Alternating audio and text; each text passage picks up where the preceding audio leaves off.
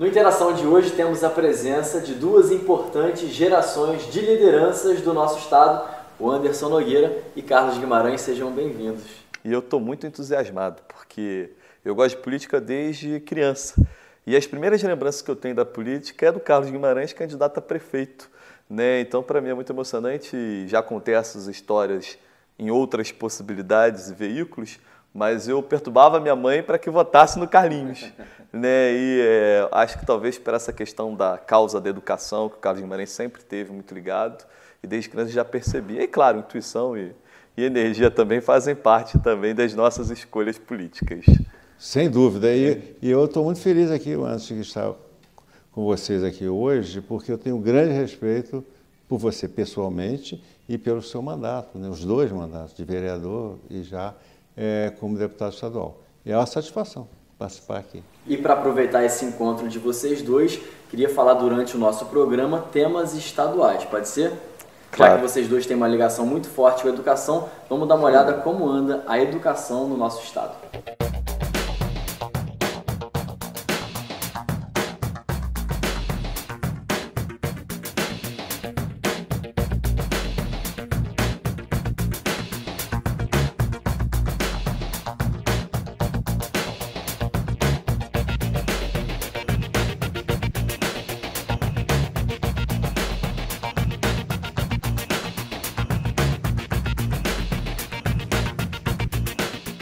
Total sucateamento da educação pública. E a gente acredita numa educação pública que seja gratuita, de qualidade, socialmente correta, como a UERJ faz com o programa de cotas. E aí o Carlinhos pode contar aqui para a gente várias histórias e fazer hoje um entrelace com o presente, né? Porque o Carlinhos teve a grande honra, né, de conviver com o Darcy Ribeiro e com o Leonel Brizola, que eram dois apaixonados e que acreditavam nisso. Eles acreditavam mesmo nisso, né, Carlinhos? Não, acreditavam. Não era um discurso meramente político ou ideológico, não. Era uma questão de crença mesmo, pessoal.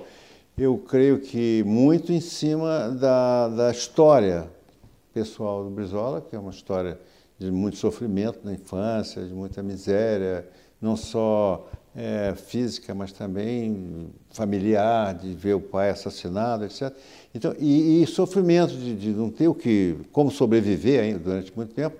E isso para ele era muito forte. Quer dizer, e ele não queria e trabalhava para que outras crianças não passassem por isso. Eu acredito nisso. E também defendiu, eu tive a sorte de ter Darcy Ribeiro do lado dele, quem é o político, né, que não gostaria de ter um Darcy Ribeiro do lado, um cara respeitado no mundo todo, não era no Brasil, no mundo todo. Então ele teve essa felicidade. E eu tive a felicidade de participar disso de uma certa maneira. E era realmente uma coisa com objetivo e obsessão da vida dele. Agora, você veja como que a história vai se repetindo, né? Carlinhos, quando foi deputado estadual, foi o grande líder dessa questão do IPRJ e da UERJ em Nova Friburgo, né? E hoje a gente está nessa batalha da Universidade do Estado do Rio de Janeiro. Eu imagino como deve ficar o coração você assistindo hoje o sucateamento que a UERJ vem sofrendo nesses últimos anos e nessa situação gravíssima que está aí. Eu quero parabenizar também, outra vez, e também todos os outros deputados que estão envolvidos, mas liderados por você, dessa luta, porque a UERJ não pertence apenas aos alunos que estão lá, aos professores, pertence ao povo do Estado do Rio de Janeiro, do Brasil. Quer dizer, o que acontece na UERJ reflete em tudo, né? Em todas as áreas do conhecimento do Estado e do nosso país. Porque não tem outro caminho. Eu estou a minha vida inteira falando isso, vou falar até quando eu puder. Não existe outro caminho que não seja a educação. Acho que tem que bater, tem que martelar, tem que fazer isso. Porque você vê, não é um discurso teórico. Você pega o mapa do mundo e vê onde está bem. Né? É onde alguém, uma liderança, uma geração fala, não, vamos investir na educação. Quer dizer, e quem não investiu, gastou suas riquezas minerais, naturais, e estão numa situação, e o povo está passando dificuldade. Então, eu acho que não precisa nem de um discurso, é mostrar os fatos, mostrar a história, mostrar a realidade para investir na educação. E, infelizmente, isso não está acontecendo. Lembrando que Carlinhos foi diretor do Colégio Jameu Jaik, né? E aqui em Nova Friburgo teve a possibilidade de conviver com figuras como Jameu Jaik, Humberto Jaik, Tufi, essa turma toda fantástica. A família Jaik foi muito participante. Enfrentou a ditadura, foi presidente, né? Tinha a Câmara Juvenil aí, Parlamento Estudantil, né, em Friburgo. Você foi o último presidente, né? Fui o último presidente. Foi muito interessante, uma experiência fantástica, fantástica. Que reunia todas as escolas, todas públicas e privadas. Hoje nós temos o Parlamento Juvenil. Hoje tem o Parlamento Juvenil, que é para a rede estadual e todos os municípios do estado do Rio. Naquela época tinha aqui em Nova Friburgo, já antes do seu próprio tempo, né, antes Santo TV, no papel de vanguarda que Nova Friburgo sempre teve. Fundador do Instituto de Educação e diretor também, foi diretor também do IENF. É uma história. Eu estudei tanto no Jameu Jaik como no Instituto de Educação, fiz formação de professores. Agora, quando não se investe em educação, a gente cai em outro problema, que é o da segurança pública.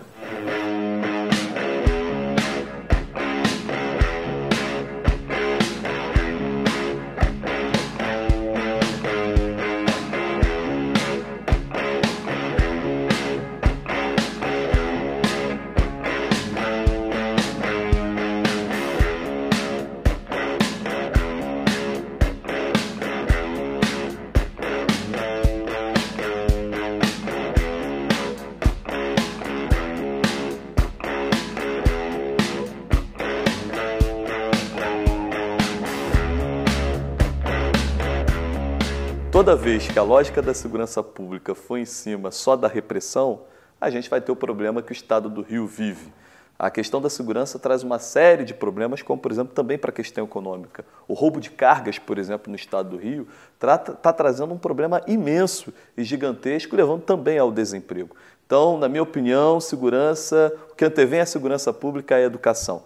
E não adianta entrar com o UPP, vai ter agora uma CPI na LERJ sobre isso, mas não adianta ficar investigando também o UPP se você não leva às comunidades assistência social, saneamento básico, cultura, lazer, a própria educação. Então a gente precisa mudar a lógica da segurança pública e não fazer o que o Estado do Rio faz, que é a guerra, e na guerra matar ou morrer. É verdade, é verdade. O caminho, volta a insistir, é a questão da educação mesmo, né? Porque o Darcy Ribeiro falava isso, vamos construir mais escolas para construir menos presídios. Isso era uma e o Estado que não constrói escola vai construir presídio. E no Rio está fechando escola, né? Fechando escolas. E aí é fechar a escola para abrir presídio. Né? A gente estou sabendo pela imprensa a questão de um projeto de reforma, de mudança da rede, e está fechando muitas escolas. E achincalhando o professor, que muitas das vezes tem que dar aula em 4, 5, 6 escolas, né? Tanto que bancar o seu transporte, às vezes sem o tempo necessário para poder se deslocar de uma para outra. Distâncias, às vezes, absurdas. E a gente exatamente é contra essas medidas, essas resoluções que estão sendo baixadas pela Secretaria de Estado de Educação. Você chegou a conviver também com o Nilo Batista também, que foi vice-governador e chegou a assumir o governo do Estado, né, nessa época. Convivi, eu gosto muito dele, do Nilo, né?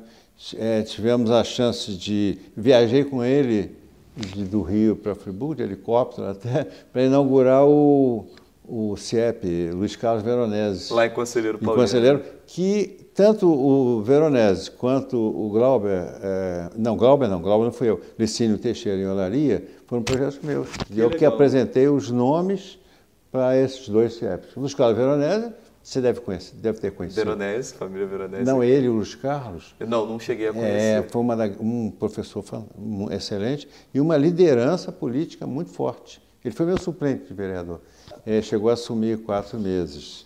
E ele tinha o nome Luiz Carlos, em homenagem a uma liderança que todo mundo conhece. Cavaleiro da Esperança. Cavaleiro da Esperança.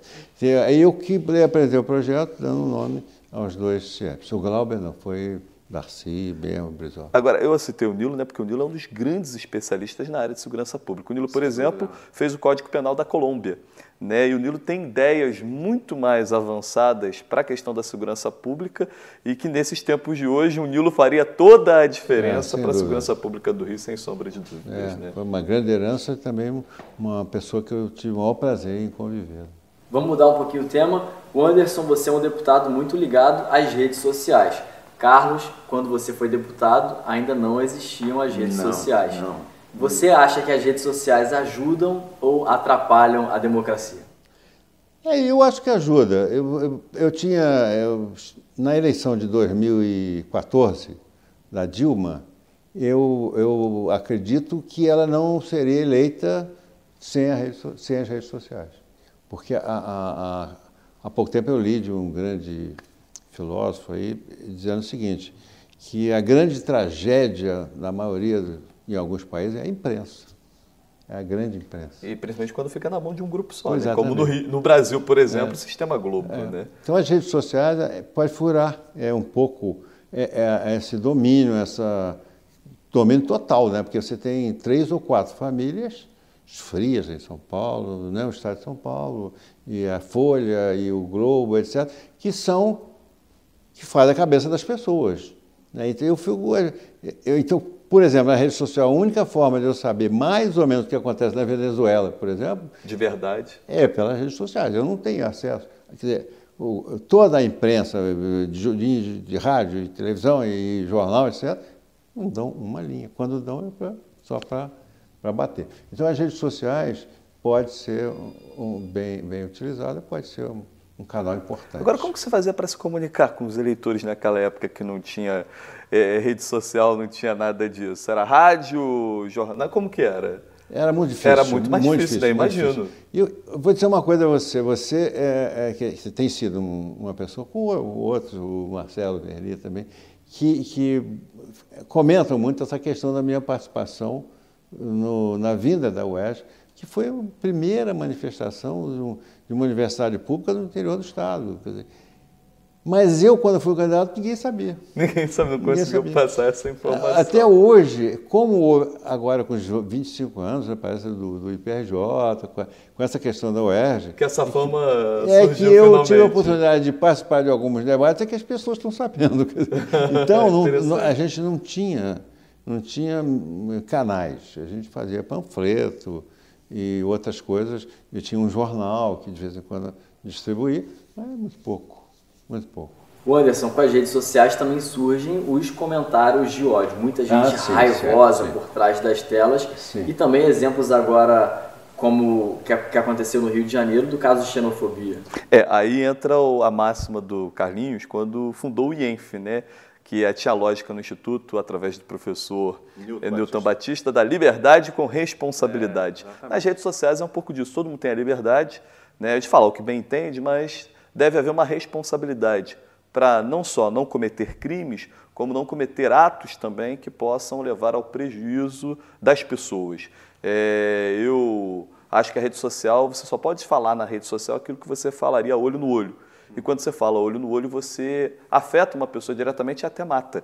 Né? Muitas das vezes um comentário maldoso nas redes sociais é afiar uma faca. E essa faca mata, discursos matam, falas matam.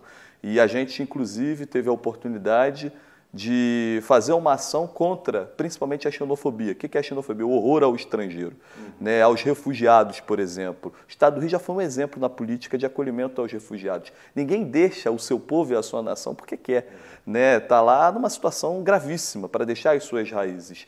E recentemente tivemos o caso de um sírio em Copacabana e a gente resolveu dar o título de cidadão fluminense para ele, como um símbolo, não só por ele, mas dizer que essas pessoas e esses povos devem ser acolhidos e não são menos cidadãos fluminenses do que aqueles que aqui nascem, sejam no Brasil ou mesmo no próprio estado do Rio de Janeiro. Excelente. É uma medida de educação, né? Porque o político, Carlinhos, eu acho que tem também a tarefa. Você é professor, eu também sou formado como professor, ainda que não atuo em sala de aula, mas o político ele tem a obrigação de ser também um professor, de ser um educador. É preciso educar, né, as pessoas para uma sociedade que seja mais harmoniosa e, por ser mais harmoniosa, mais feliz. Exatamente. Não, você não educa com palavras nem com textos, você educa com exemplo. Claro. Né? O é o exemplo do pai. Mandela dizia isso, né? A maior por que você é um bom líder? Porque eu lidero pelo exemplo. Pelo exemplo. Né? Então, se você está falando sobre a segurança, que os exemplos que nós estamos tendo hoje, a nível nacional, principalmente, não são bons exemplos. Então, o cara que está lá sem emprego, com a situação miserável, que ele não tem um exemplo, fica difícil. E o nosso último tema de hoje é corrupção nacional e também no nosso estado.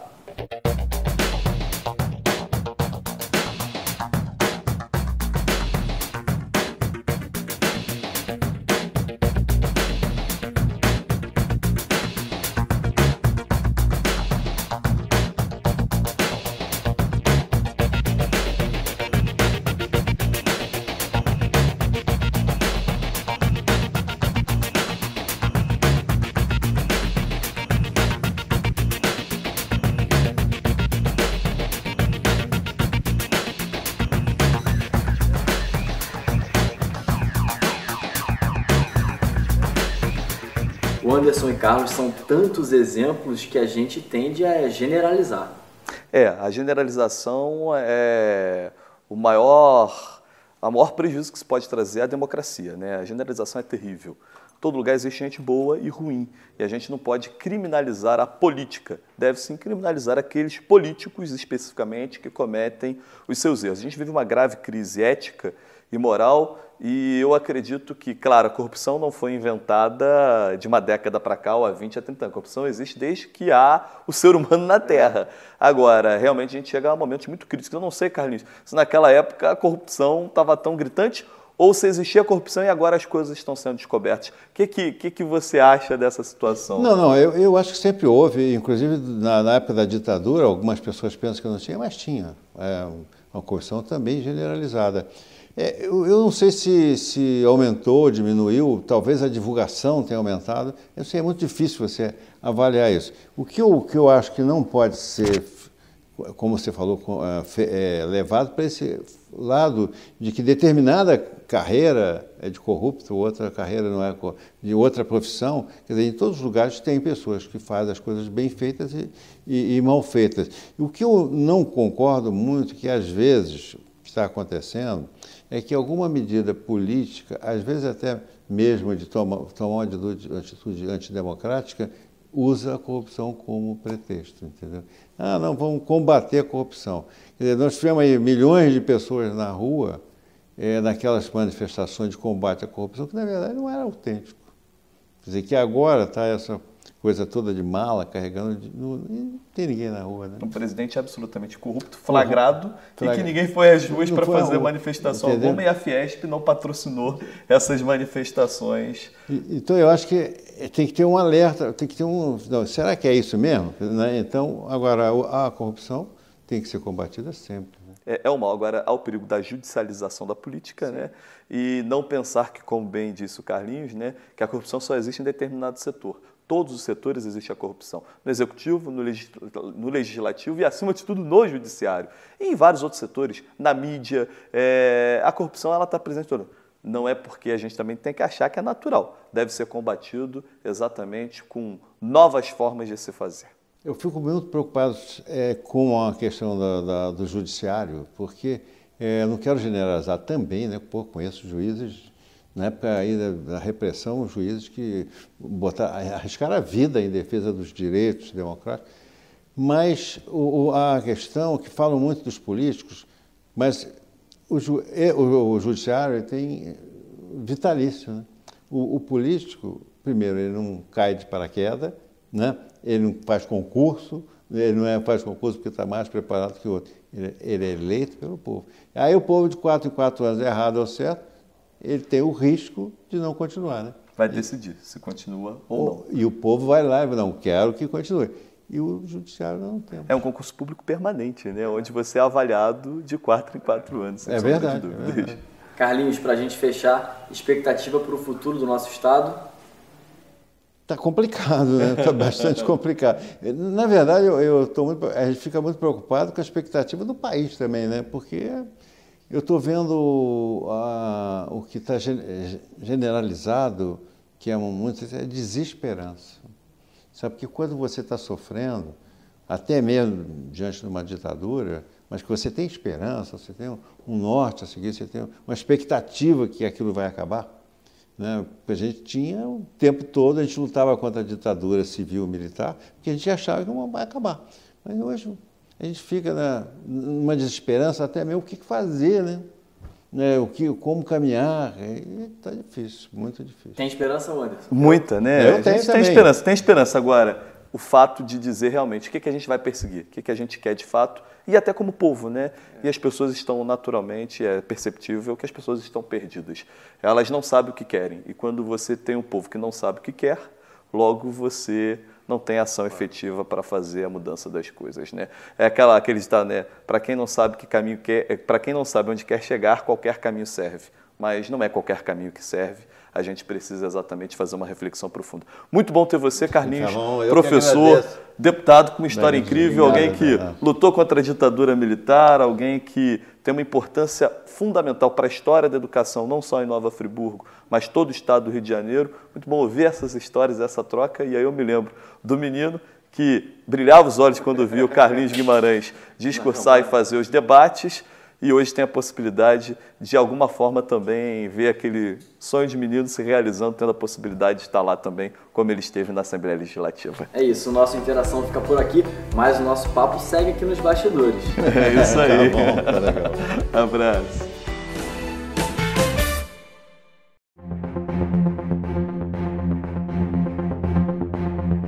Eu quero dizer que a gente não pode se ater somente a números, porque por trás de cada um desses números está o sofrimento das pessoas. Sofrimento das pessoas que morrem nas filas dos hospitais por falta de atendimento ou porque o Estado não consegue pagar nem o servidor público, muito menos os terceirizados, pela ausência dos insumos na saúde. Sofrimento das pessoas que acontece com o fechamento de escolas, com escolas, como bem citado pelo deputado Conte, tiveram problemas sim com as merendas, que os profissionais de educação vivem verdadeiro assédio moral por parte da Secretaria de Educação, justamente por conta de um ajustamento de contas que vai sofrer aqueles que mais fazem pela educação.